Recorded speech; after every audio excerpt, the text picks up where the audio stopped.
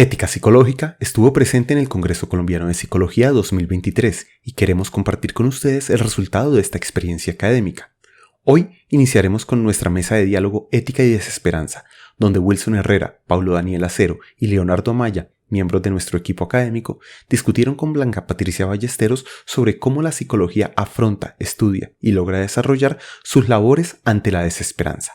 A partir de hoy, 3 veces por semana estaremos publicando entrevistas con invitados al Congreso que compartieron experiencias y conocimientos en sus áreas de investigación desde una perspectiva ética.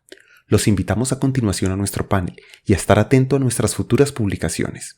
Ética Psicológica es un proyecto de la Asociación Colombiana de Facultades de Psicología, el Colegio Colombiano de Psicólogos y la Universidad del Rosario. Pues vamos a tener un diálogo en el tema de la ética, de la psicología y de la esperanza versus desesperanza. A ver cuál es el problema que se nos presenta hoy día en estas circunstancias particulares, no solo del país, sino del mundo entero. En este tema nos han surgido varias preguntas respecto de, por ejemplo, si en la intervención psicológica podría tener un sentido, o qué sentido podría tener inducir, provocar ese sentido de esperanza cuando llegan personas tan desesperanzadas. Por otro lado, hay implicaciones de las reflexiones filosóficas importantes en el tema. Entonces, pues se trata de hacer este diálogo entre ustedes y nosotros lo más enriquecedor posible.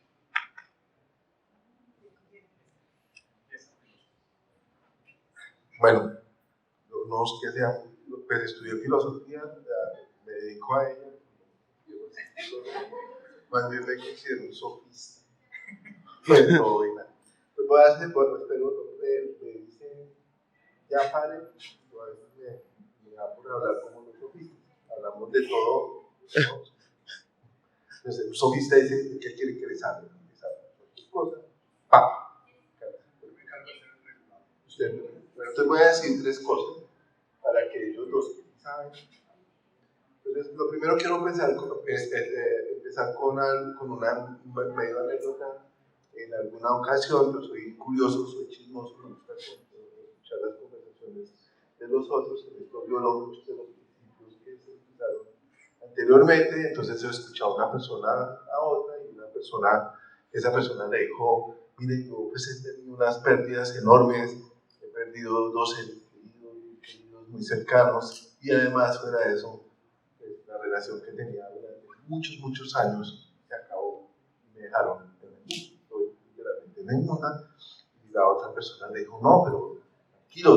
Entonces le dijo 2 cosas que de pronto es algo que puede pasar en la práctica psicológica. La una le dijo, usted tiene que superar esa crisis. Usted no tiene que dejarse llevar por las pasiones tristes y por la tristeza. Usted tiene que tratar de ser feliz. Entonces ahí vino una primera afirmación que a mí me llamó la atención. Es como una especie de exigencia de ser feliz. Bueno, usted tiene como el deber de ser feliz.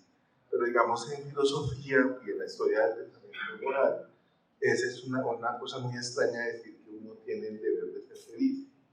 También hay una formulación que está en Kant y en otros que es uno es digno de ser feliz, pero otra cosa es que pues, tenga la obligación de ser feliz. Es muy raro decir que uno tiene la obligación de ser feliz. Y la segunda cosa que dijo esta persona es, mira, pues tienes que adaptarte a la vida, aceptas tu destino y trate de superar, y trate de aprender a vivir con eso, y verá que de pronto se va a sentir mejor. Entonces es como la recomendación estoica de que no te dejes vencer por la fortuna, no te dejes afectar por la fortuna. Esas cosas me impactaron. Entonces esto de la felicidad me lleva al tema de la esperanza. Y de la esperanza voy a empezar, voy a traer a colación una definición que hace mi filósofo de cabecera, que es Baruch Spinoza, en la ética, en el libro tercero de la ética. Él tiene una definición de esperanza que pues, tiene muchas connotaciones estoicas, que él dice que la esperanza es una alegría inconstante en relación o bien con algo que pasó o bien con algo que va a pasar y sobre el cual no se tiene certeza. Justamente es inconstante porque no se tiene certeza. Esa definición me parece interesante porque cuando nosotros hablamos de la esperanza hacia el futuro, hablamos sobre ciertos eventos que no tenemos seguridad de que van a suceder y que suceden de alguna manera, como diría Spinoza, nos incrementará nuestra potencia de ser, mejorará nuestra vida, nos dará más alegrías, etc. Pero no tenemos certeza. Es algo de que no sabemos que va a ocurrir, pero que puede ocurrir, entonces tenemos o depositamos cierta esperanza. Y por el otro lado, hacia el pasado también es interesante, porque es como, hay cosas que de pronto que nos pasó, no estamos muy seguros, y esas cosas que de pronto nos pasó, y no estamos seguros, de pronto nos está generando bienestar, pero no sabemos muy bien qué está pasando. Entonces es interesante hacia el pasado. Entonces, una de las cosas que me interesa aquí en relación con la esperanza es que recoge esta definición, es que la esperanza está basada en una cierta creencia sobre la cual no tenemos mucha certeza, ¿sí? No tenemos certeza de que eso va a ocurrir. Y en ese sentido, muchas veces la esperanza puede estar basada, a mí me gusta esta expresión de Balzac, en una especie de ilusiones que pueden a la postre ser perdidas, ser ilusiones vanas, la esperanza y la gente vive mucho de las esperanzas. Eso es lo primero. Lo segundo, la esperanza, no solamente en términos psicológicos, sino en la vida de las personas y en lo político y en lo moral es importante. Por ejemplo, para la profesión docente, tenemos un deber de esperanza fundamental. Debemos esperar que los estudiantes aprendan. Nosotros debemos esperar que el estudiante que está al frente y que no sabe, pues se puede llegar a aprender. Entonces yo tengo que tener como ese tipo de deber hacia el estudiante. Pues el psicólogo tiene que creer que el paciente, que la persona que está tratando puede mejorar. Entonces, en ese caso, la esperanza es importante porque si no tenemos esperanza, pues no actuaríamos, no haríamos algo. Y esto me lleva al tercer punto, y espero ya, y aquí voy a ir a un concepto que para los psicólogos de pronto puede ser, sobre todo de ciertas tendencias, puede ser un tanto oscuro, un tanto extraño, que es el concepto de conciencia histórica y que permite caracterizar lo que es una época histórica.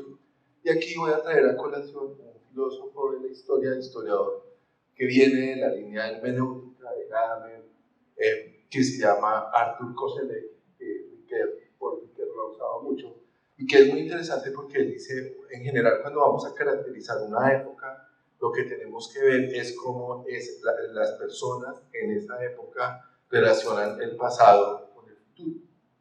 Y entonces él señala, ya voy a terminar para historizarlos, él tiene dos categorías que se llaman categorías metahistóricas, una que se llama el horizonte de expectativas y la otra el espacio de experiencia. Entonces el horizonte de expectativas refiere hacia el futuro de cómo las personas y en cómo las personas en un momento histórico las personas conciben su relación con el futuro.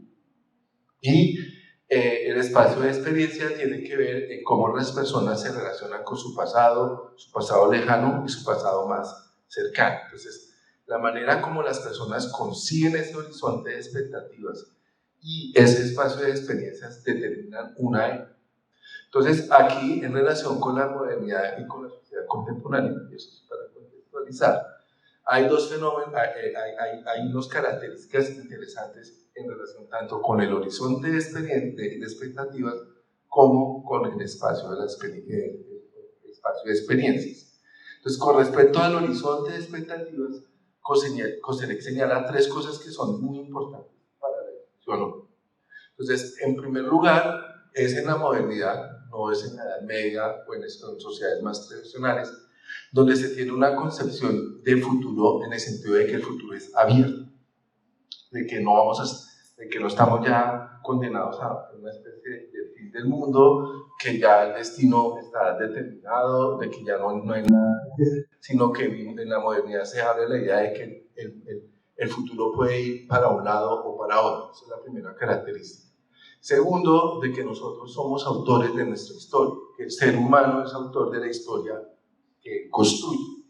Y en ese sentido nosotros somos como dueños del destino que vamos a tener. Y esto va a ser el germen del individualismo en las sociedades contemporáneas. La idea de que nosotros como individuos podemos o somos capaces de construir nuestros propios planes de vida, que nosotros somos creadores de nosotros mismos y que de alguna manera nosotros podemos ser autosuficientes. Y la tercera, que es la más importante, y es donde aquí entra la esperanza como un elemento fundamental, es la idea de que nosotros podemos ser mejores y la idea de que el futuro es mejor, puede ser mejor que el presente. Eso lleva entonces a la noción del progreso, o sea, la idea de que nosotros podemos progresar, que nosotros podemos ser mejores.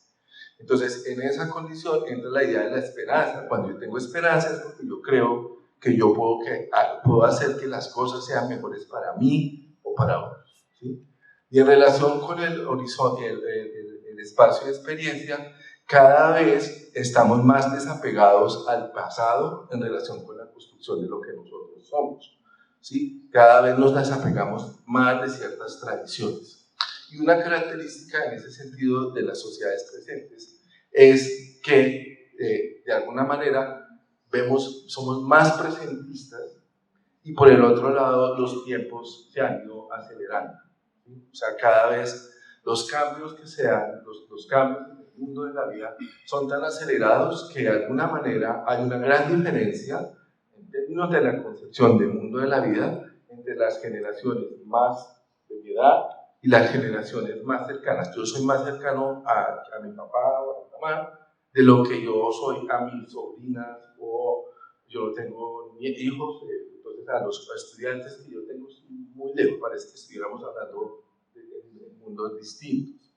Entonces, esa aceleración del tiempo ha hecho que haya una distancia fuerte entre las generaciones. Aquí ya viene, ya va a terminar. Estamos en relación con eso que era la modernidad caracterizada en COSELEC. En los últimos 20 años se está dando una especie de cambio de época. Hay dos señales fuertes del cambio de época que quiero señalar acá. El calentamiento global, todo lo que el deterioro ambiental, cada vez está haciendo a los jóvenes más pesimistas en relación con su futuro. Digamos, en la modernidad, cada generación, como decía, yo voy a ser mejor que la anterior. En este caso, muchas encuestas que se han hecho en Europa, en América Latina, las jóvenes generaciones son más pesimistas de lo que va a pasar. Entonces, ya no somos tan optimistas del futuro, estamos perdiendo la esperanza. Entonces, ahí viene una cosa importante. Y en segundo lugar, las tecnologías de la información están cambiando y muchos dicen que están deteriorando profundamente nuestra esfera privada, nuestra intimidad. Entonces ya cada vez es más difícil defender ese espacio privado en el cual los otros no pueden entrar. Y por el otro lado, las mismas tecnologías de la información nos están conectando con todo el mundo, lo cual puede ser benéfico, nos facilita conectarnos con gente de otros lados instantáneamente, pero también a su vez nos generan unas fuertes presiones a nosotros, ¿no? O sea, el hecho de que yo mando un mensaje por WhatsApp y no me lo respondan al otro día, pues puede ser resultado de angustia, que es como se llama el gas. Entonces, eso también está indicando que vivimos en unos tiempos acelerados y con unas preocupaciones enormes por lo inmediato, por lo que está pasando ahora. Entonces, no podemos aguantarnos, desconectarnos 5 días puede ser dramático para uno. Entonces, eso está también cambiando nuestra manera como estamos concibiendo el presente en relación con el futuro. Y ya para terminar, en una sociedad como la que nosotros vivimos, que ha sido una sociedad fuertemente violenta, pues tenemos que lidiar con nuestros traumas del pasado y del pasado reciente. Entonces eso también va a determinar la manera como nos estamos relacionando con ese pasado. Entonces quería dejar esos tres, tenía un cuarto, pero no quiero andar, que tiene que ver con la explosión de la diversidad de identidades que también están influyendo en la manera como nos relacionamos con nosotros. Muchas gracias. Bueno, bastantes cosas provocadoras. Voy a ser un poquito más terrenal, porque, pues bueno, Wilson es sofista, yo soy psicólogo, raso.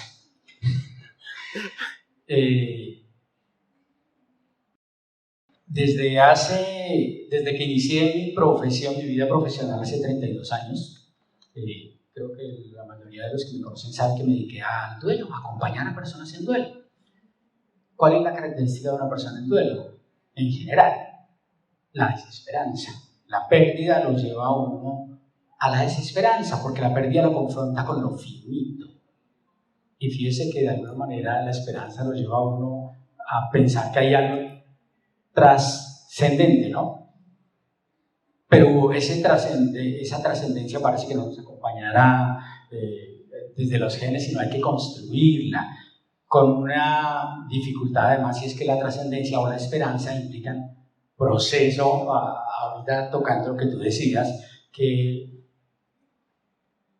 por lo menos contemporáneamente estamos en la exigencia de que todo tiene que ser rápido e inmediato, y eso iría contra la esperanza, porque la esperanza no se obtiene de inmediato. O sea, bueno, si nos tomamos un buen medicamento, creo que ya nos producen esperanza, pues tal vez uno a los 3 o 4 días piensa que ya va a estar bien, pero eso no sucede. Y entonces la reflexión a raíz de conversaciones como estas que tenemos en el grupo de ética psicológica, que les invito a visitar, siempre hago la promoción, porque esto salió de ese grupo, tiene que ver con eso. Pues yo trabajo con personas en duelo. En algún momento yo mismo me vi compelido a decir, bueno, ¿y yo qué le puedo transmitir a una persona en duelo que viene en busca de algo? A un psicólogo. Y entonces ahí es donde empecé a hacer la reflexión: ¿es un deber o no de los psicólogos generar esperanza? ¿Debemos los psicólogos, y usa el término deber, debemos los psicólogos ser esperanzadores? ¿Qué pasa en ocasiones? A mí ya me ha ocurrido 2 veces, cuando una persona perfectamente pues saludable, por lo menos fisiológicamente, entra por sus propios medios, etcétera, viene y me dice, yo lo único que quiero es morirme, y viene a la consulta psicológica a expresar que su deseo es ese. ¿Qué hace uno ahí? Por ejemplo, yo mismo, en un dilema ético frente a, si yo mismo planteo que un psicólogo debe ser por sí mismo esperanzador, ¿qué hago con esa persona que quiere morirse? Pero a la larga también pienso, ¿por qué vino al escenario de la psicología? ¿Espera algo de mí? ¿Esperanza? Y entonces eso lo hace pensar a uno entre la diferencia, creo que hay que plantearla, entre esperanza y optimismo, como lo planteaba Clavel. Esperanza no es lo mismo que optimismo, es algo más allá, y tal vez eso tendríamos que revisarlo. Y pues retomando aspectos que tome nota, dice Wilson que uno de los elementos interesantes de la esperanza podría ser que uno se considere que es autor de su propia historia. Y entonces, volviendo aquí a lo que nos ocupa y a lo que nosotros tratamos de hacer, no es deber, claro que sí, y yo felicito a los expositores anteriores que estuvieron aquí, 3 magistrados que generan esperanza, en ese sentido, porque señalaban una de las cosas que tenemos que hacer los psicólogos, entre otras cosas, no sé si uno de los principales objetivos de una consulta psicológica sea fortalecer autonomía, y eso es ayudarle a la persona a decir, usted sí es autor de su propia historia, yo le voy a dar mis reflexiones, le voy a compartir cosas que le ayuden a usted a ser autónomo. Yo, con el perdón de todos, tal vez me lo han oído algunas veces, por eso es que no soy psicoanalista. No es que esté diciendo que los psicoanalistas no transmiten esperanza, no lo sé, lo hablo desde la ignorancia, pero me genera desesperanza consultas que llevan 7 años, 8 años. Eso, mi amigo ¿estamos cumpliendo el rol o no estamos cumpliendo el rol? Y, por supuesto, retomando otro aspecto que mencionaba Wilson, una persona va a una consulta psicológica porque espera poder ser en algo mejor, que ese escenario le aporte, y ese poder ser un poco mejor también apunta a otro principio deontológico o ético, que es el de la beneficencia, ¿no? Si vas a obtener algo de aquí, y yo, psicólogo, tengo que comprometerme con ese consultante que viene tal vez buscando no sé qué, pero esperanzado en algo, a que yo le diga: sí, no te preocupes, que cuando salgas de la consulta vas a salir, o deberías salir, un poco mejor, porque si sale un poco peor, ahí tengo que romper el título. Dejo esas reflexiones. Muchísimas gracias. Me tocó cambiar toda la conferencia, así que la preparé otra vez. Rápidamente, 10 minutos, porque lo bacano es conversar con todos ustedes. Hablamos hace un segundo acerca del problema que ha tenido la aparición explosiva de la literatura de éxito, que lleva a una aproximación irreal a lo que uno consideraría la felicidad, la serenidad y la aceptación incondicional de la realidad, que diría Ellis. Las últimas dos serían de Séneca. La verdad es que siempre del mundo que conocemos, al menos desde el siglo VIII antes de Cristo, desde la carta a Meneceo, nos hemos movido en parenesis y narrativa para resolver el tema del sentido de la vida y de la felicidad. Y me acordaba, y bueno, ustedes lo saben, que a mí me encanta el tema de cómo nos podemos elaborar después de una crisis. Hace como unos 15 años hablé con Greg Kaminsky. Algunos de ustedes han visto esas grabaciones que yo tengo prohibido divulgar hasta que él se muera. Una visión muy así catastrófica de la vida, que es un psicólogo veterano de Vietnam, que después de contarme muchísimo sobre temas de trauma, creo que estos cuatro, si han visto esos videos, yo le preguntaba: nosotros en la psicología como disciplina creemos que es posible superar las cosas después de un mundo muy difícil. Y él decía: sí, I agree completely. Estoy completamente de acuerdo con eso. Y esto no es nada nuevo. Antes de que comenzara la guerra en Ucrania, conversé con una señora que me vendió caviar en el mercado de Besarabia, en Kiev. Y ella fue la que me dijo que la guerra iba a comenzar, porque yo no lo sabía. Yo estuve un mes antes, pero no sabía que iba a haber una guerra.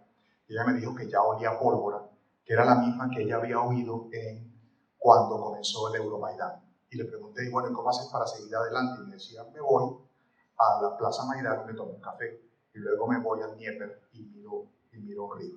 Y eso me acordaba, y miro el río, miro el Dnieper.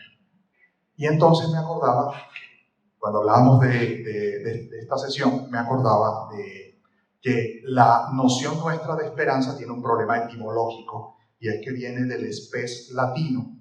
Y el spes latino estuvo muy mezclado, muy marcado por la idea de las virtudes teologales, de esa fe, la esperanza y caridad que infunde Dios en ti y que lleva a una esperanza que está por fuera de ti. Y esa no es la esperanza griega, ese no es el elpis, que es lo que encuentra Pandora en el ánfora al final de que salen todas las desgracias. En el fondo queda la elpis, queda la esperanza. Pero esa esperanza griega no es la esperanza mágica, es la esperanza que tiene una doble cara, por eso queda en el fondo. No es que ella tenía toda una cantidad de cosas malas y en el fondo había una cosa linda. Esa es la versión spes latina.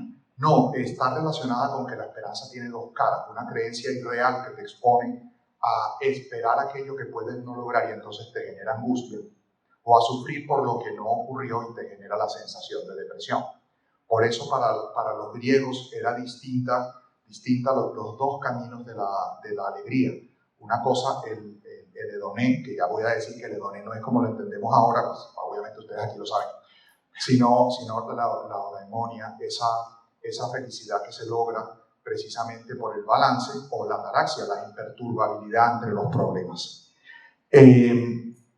Y todo esto lo conecto con una discusión que ha sido súper interesante y que la tuvimos al inicio, cuando nos presentaba precisamente la introducción, que ese debate del Congreso, ese debate entre la entre la disciplina y la técnica. Cómo la psicología requiere una conversión personal, en cierta forma, para utilizar un término de este tipo. ¿Por qué una conversión personal? Porque nosotros nos estamos siempre metiendo en la filosofía de vida de las personas. Ustedes saben que yo soy médico de base. La medicina es una técnica, es un aprendizaje que vamos repitiendo, que tiene toda una evolución importante, pero no requiere una noción muy profunda acerca del hombre, acerca del sentido de la vida. La psicología sí. Por eso la psicología, más allá de las fronteras de la profesión, es una disciplina, es algo que se puede aprender y algo que puedes pensar.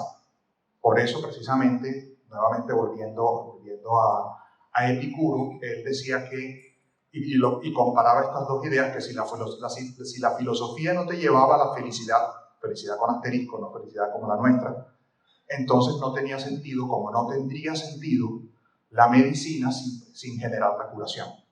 Por supuesto, ustedes saben que esta visión y que Epicuro era atomista, entonces él no tenía la esperanza de una vida más allá. Él pensaba que el alma se iba junto con la destrucción del cuerpo. Entonces no podía tener esas otras esperanzas. Y Séneca, en la discusión que tiene sobre él, Séneca que no parecería que no lo leyó directamente, pero lo comenta mucho en la carta 33 a Lucilio, hablando de lo que mencionabas de Séneca, del estoicismo, hablaba precisamente acerca de eso, que decía, no, que el problema es que toca entender el contexto. El problema es que no puedes tomar una frase de Epicuro y a partir de ella entenderlo, y por supuesto él decía que eso formaba parte del camino enemigo.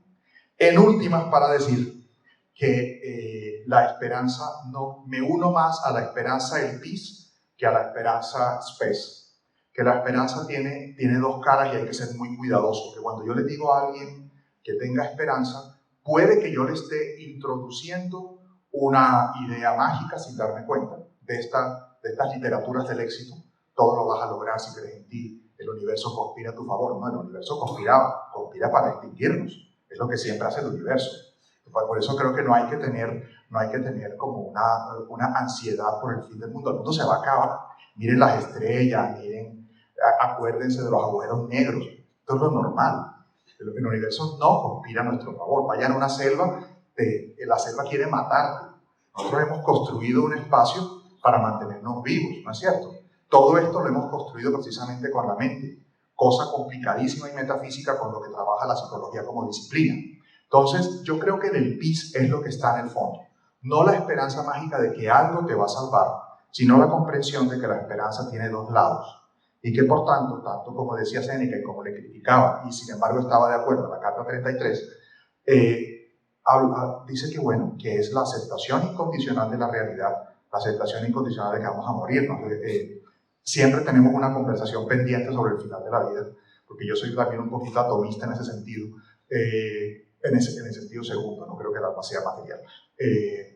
Pero esa doble fachada es importante, y por eso considero, y ya con eso termino, que sí es muy importante para los psicólogos que se den cuenta que la psicología creció en la filosofía, y particularmente en la metafísica, durante al menos 28 siglos, al menos. Entonces, si no leen eso, estamos trabajando muy mal, porque resulta que nosotros nos estamos metiendo con la mente de la gente, al menos el psicólogo disciplinar. El psicólogo técnico que aplica las pruebas y eso, o sea, si no tiene necesidad de pensar sobre el sentido de la vida. Pero todos los demás tienen que pensar, porque eso es lo que le vendemos a la gente. Tener esperanza, el PIS, no es PES, y tener la posibilidad de entender que la realidad es lo que está aquí y que no tenemos que esperar una solución mágica. Y que la aceptación incondicional de la realidad, como decía Séneca, y decía Albert Ellis, y decía Beck, es el camino para encontrarse también con la eficacia en nuestra acción. Esto era muy distinto a lo que pensaba decir.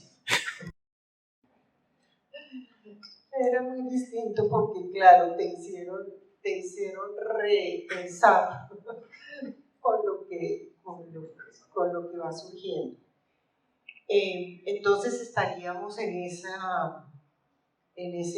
entre comillas, deber de tener claro para nosotros mismos como psicólogos, pues el concepto de esperanza, la forma como significamos la esperanza en nuestro trabajo cotidiano con la gente, sea a nivel de terapia individual o de trabajo en una comunidad, de trabajo en grupo. o lo que sea. ¿Ustedes tienen claro su concepto de esperanza?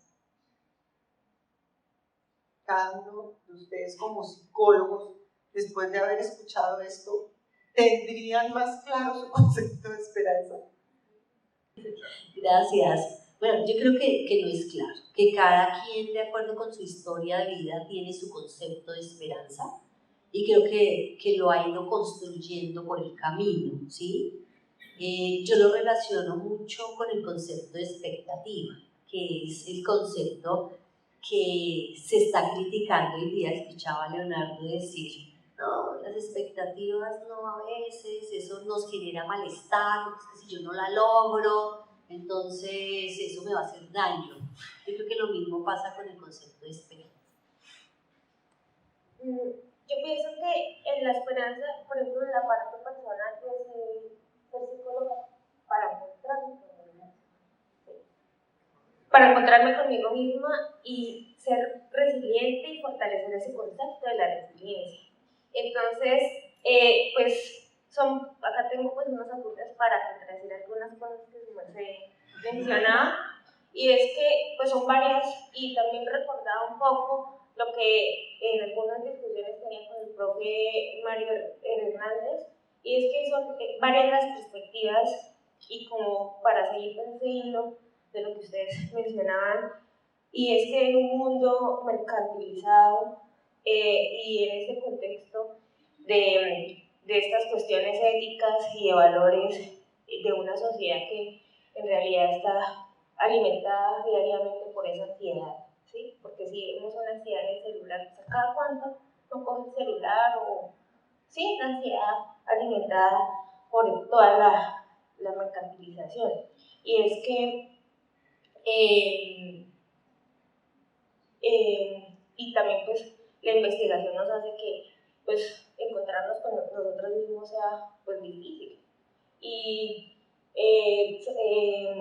yo decía, mirar hacia afuera es soñar, y mirar hacia adentro, pues me cambio el texto, pero sí mirar hacia adentro es lo más difícil.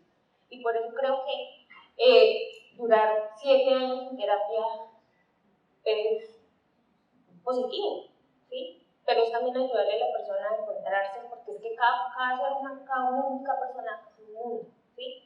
Y cada mundo es una esperanza, una fortaleza, y también pues ayudar a esa persona que también tenga ese aliento de seguir adelante y poder contribuir a un mundo que está lleno de tantas dificultades económicas, sociales, ¿sí? Y de alimentación, que a veces corrompe también la mente. Entonces, pues esa era un poco la contradicción que le quería hacer a Samuel. Y bueno, pues sí hay esperanza para, sobre todo lo más difícil es que nos encontremos con nosotros mismos. A ver, súper rápido algunas cosas. Efectivamente, conocerse es muy importante y estoy de acuerdo. A mí, ¿qué me preocupa de la expresión soñar? Nosotros, uno puede ver la ansiedad, y tienes razón con esa necesidad de poseer. Esto no es nada nuevo. Nihil novum sub sole, decían los clásicos, no hay nada nuevo bajo el sol. Era Platón al que le atribuyen que cuando fue al mercado de Atenas dijo: ¿de cuántas cosas no tengo necesidad? No tenemos necesidad de muchas cosas. Y yo creo que la realidad es que si yo coloco mi éxito en el logro, en el reconocimiento, no lo voy a recibir como un don, sino su carencia lo voy a sentir como un fracaso. Lo que decíamos aquí, eso por supuesto es muy estoico. Esta idea que hablábamos acá, mira, en el peor de los casos, si no hay nadie, nos sentamos los 4, conversamos, lástima que no trajo una botella de vino. Pero es entender que todo lo demás es un premio.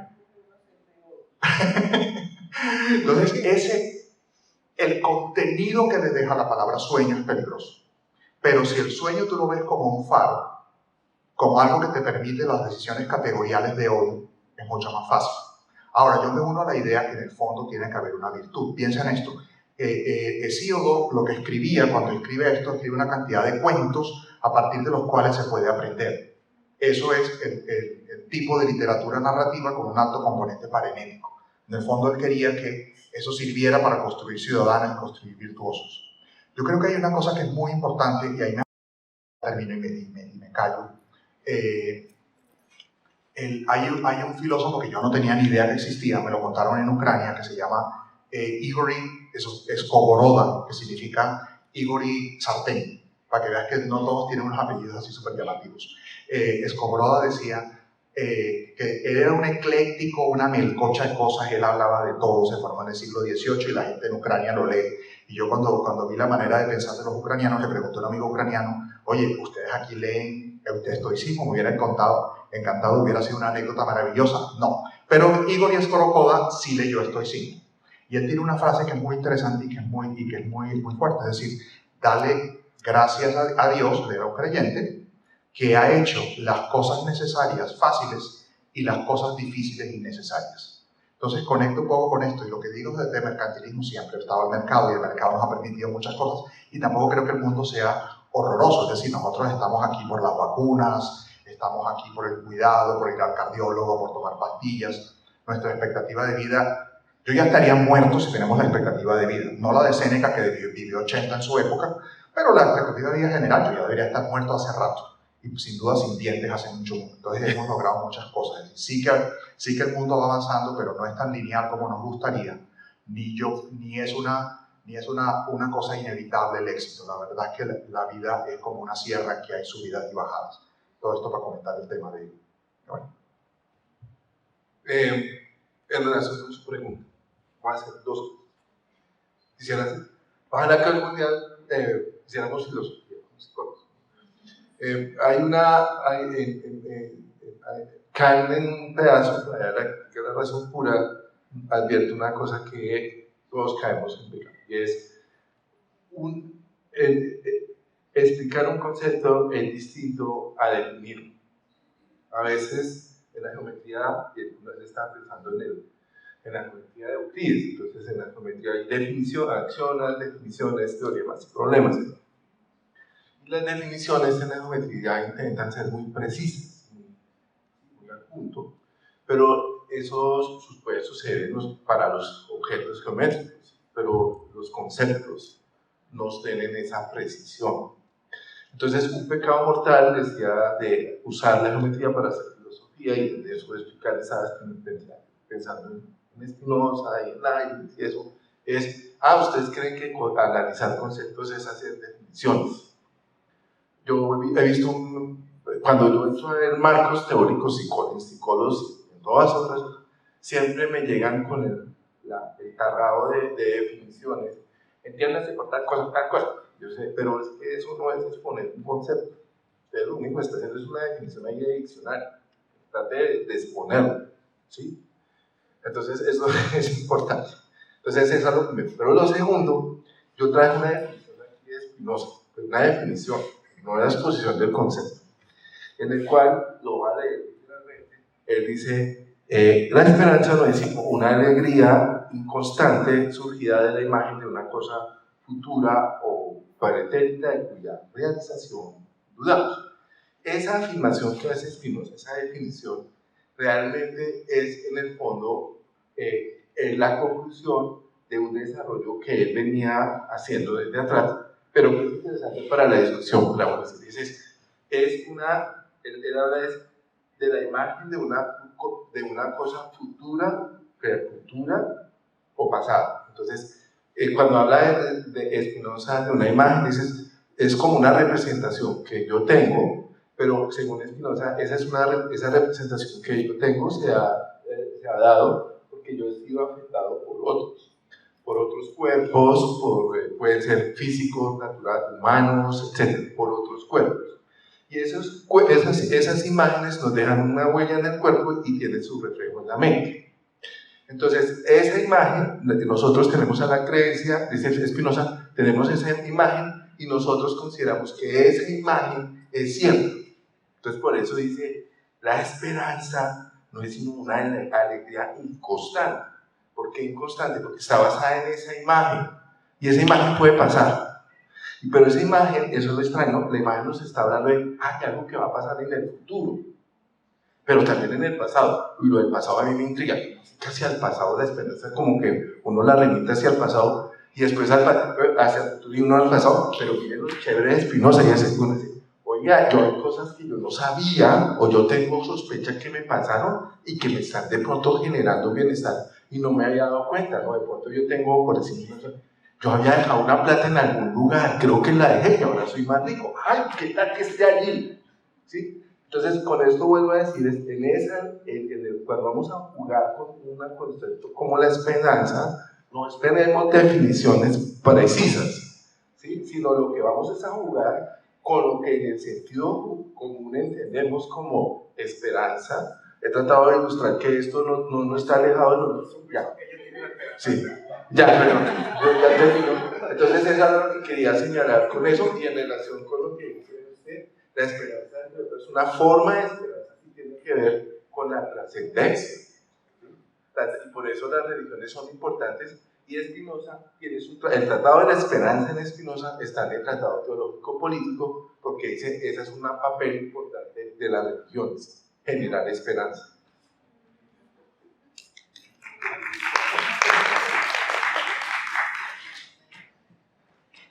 Bueno, voy a tratar de explicar por qué escribí Ya no me entiendo. Pero creo que como psicólogos sería importante que tuviéramos como una mirada general de esperanza en cuanto a ese cambio, trabajar esos dos enfoques. Bueno, entra la ética, la investigación, porque si no va a ser muy fácil que en esos espacios, pues yo soy clínica, que le metamos la esperanza a la otra persona desde mi realidad, que va a ser muy diferente a pesar de que el sueño pueda ser el mismo.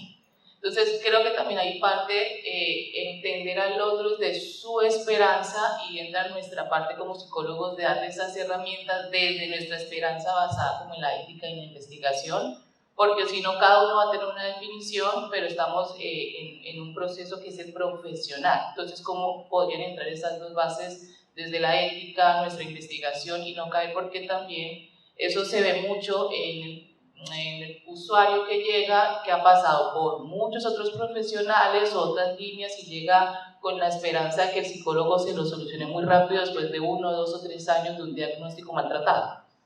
Y en esa primera sesión no sale muy feliz cuando tú le explicas qué significa eso. Entonces creo que eso es lo que quería decir, o al menos lo que me alcanzo a entender. Gracias. Buenos días. Bueno, hay un reto muy grande al cual nos estamos enfrentando los psicólogos hoy en día y es que el tema de los medios masivos de comunicación están vendiendo una falsa idea de lo que es el ideal de vida, ¿sí?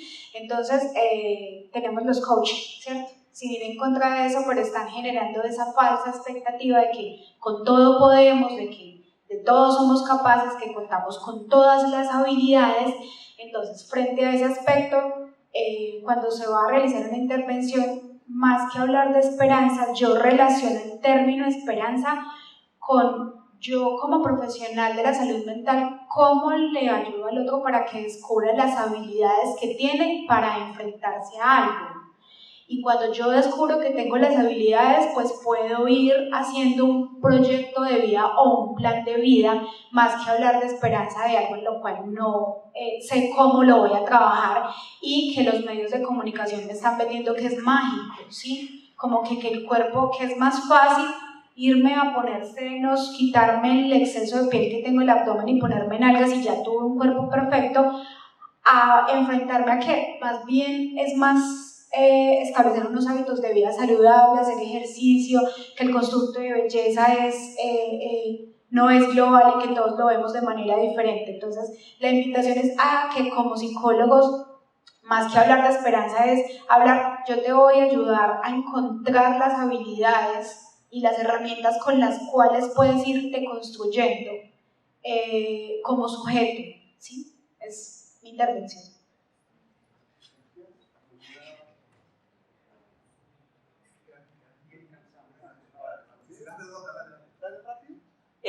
Bueno, no, realmente como que era una intervención relacionada, pero creo que como que era un poco respecto a cómo, o sea, yo creo que la psicología evidentemente no lo toma como un foco central, especialmente la clínica, pero sí hay enfoques, ¿no?, basados en la evidencia que sí retoman como la terapia de aceptación y compromiso desde la aceptación, que es un poco lo que estamos hablando.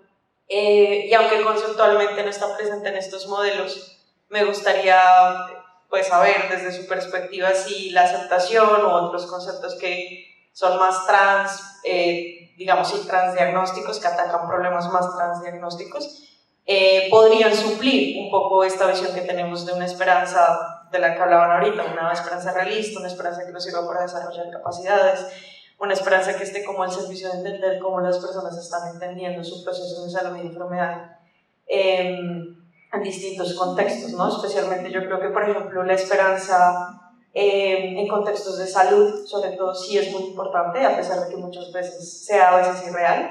Entonces, bueno, escuchar un poquito como su perspectiva sobre esto. Sí, no, pues para que nos alcance el tiempo, brevemente algunas cosas. Uno es, de nuevo, pienso que yo, en el caso tuyo, cambio la palabra ayudar por acompañar. Un propósito de un ejercicio terapéutico es acompañar a la persona a que ella encuentre. Nosotros no le damos, yo le doy pistas de cómo encontrar lo que ella está buscando, que es lo que le sirve a ella, no lo que yo necesariamente como terapeuta le proporciono. Pero yo le acompaño en esa búsqueda, y fíjense que la búsqueda que hay, esperanza. Algo vas a encontrar, yo no tengo claro qué vas a encontrar, pero creo que en este acompañamiento vas a darte cuenta de algo pasado o futuro que te sostiene y que te va a sacar, eso es clave, de donde estás, porque desde donde estás viniste de nuevo vuelvo y hago la pregunta, ¿a qué va una persona a una consulta de psicología? Buscando algo que tal vez ella misma no sabe qué es, obviamente el terapeuta tampoco, pero en ese acompañamiento, en ese caminar juntos, se siembra de que sí es posible encontrar elementos en ella misma, mirar hacia adentro, tal vez es la primera, para encontrar cosas que antes no ha visto y que yo te puedo hacer notar que no habías visto. Y en segundo lugar, la terapia de aceptación y compromiso, cuando habla de la desesperanza creativa, ese es un punto clave. Tú has buscado cosas en muchos lugares, vienes a otro escenario, yo espero que en este escenario te pueda aportar cosas que antes, o por la razón que sea, alguien no te ayudó a ver o no lo podía ver. Muy rápidamente sobre esto, no, efectivamente esto hay que lograrlo bajar. Yo te diría que hay varios niveles terapéuticos en que se puede entrar. Y, por ejemplo, cuando uno piensa en terapia cognitiva, y que está muy cerca de la terapia de aceptación y compromiso, uno evalúa. Ahí sí toca definir qué cosa es una idea irracional para utilizar el lenguaje de Ellis, o una distorsión cognitiva para utilizar el lenguaje de Beck. Y a partir de ahí lograr testimoniar, hacer una accountability de que el mecanismo de cambio es el cambio de esas ideas. Entonces nos toca, obviamente, esa es una intervención de la que llamaría Ellis del debate simple. Pero Ellis hablaba del debate elegante, del debate filosófico, del debate que eso sí puede durar mucho más. Pero en el debate simple, y recuerden que el TREC y el CBT surgen en Estados Unidos, donde hay que lograr que lo pague el seguro, entonces debes tener resultados en 6 sesiones, tú te metes utilizando eso, las ideas irracionales o las distorsiones cognitivas, haciendo psicoeducación para lograr cambiar esa distorsión a una aproximación más realista. Ningún terapeuta cognitivo te diría, confía en que el universo, ninguno que quiera conservar la licencia, te diría, cree que el universo te va a salvar. No, él tendría que trabajar a partir de eso, porque lo que está probado es que el mecanismo de cambio permite una disminución de la sintomatología y también una toma de decisiones más adecuada. El universo no lo va a salvar, pero sí va a acabar con su dolor cuando esto acabe. Bueno, muchísimas gracias. Tenemos desafortunadamente que cerrar, el tiempo siempre es implacable, no lo podemos cambiar en ese sentido. Entonces, pues yo creo que nos quedan unas reflexiones muy importantes. Si bien no manejamos esos conceptos, o sea, no se trata de tener esas definiciones, sino más bien la comprensión amplia y entender que además como constructo, o sea, como concepto, sí tenemos que tenerla clara en el sentido de que jamás la vamos a poder comprender fuera de un contexto histórico y actuar. Y que entre más tengamos esa comprensión de qué es lo que para alguien puede ser la esperanza o la desesperanza, en esa medida es que podremos entonces trabajarlo. O sea, en el nivel, veo que aquí hay bastantes que están más dedicados a la clínica, entonces es un contexto, pero también está el contexto de la educación. Como decía Wilson, pues imposible dedicarme a algo como enseñar si yo como maestro, como profesor, como docente, no esperara lograr un cambio, lograr un aprendizaje, lograr algo en el otro, ¿cierto? Entonces, ese componente nunca va a estar por fuera de cualquier acción intencional. Nunca, no podría estarlo. Un ingeniero no va a construir un puente para que se caiga, ¿cierto? Esperando que se caiga. Y así para cada persona que hace algo intencional para otros o para sí mismo, pues siempre el componente de esperar un logro, X, Y, Z, el que sea, siempre está inevitable. Ok, entonces muchísimas gracias por haber compartido este espacio con nosotros y bueno, a seguir reflexionando.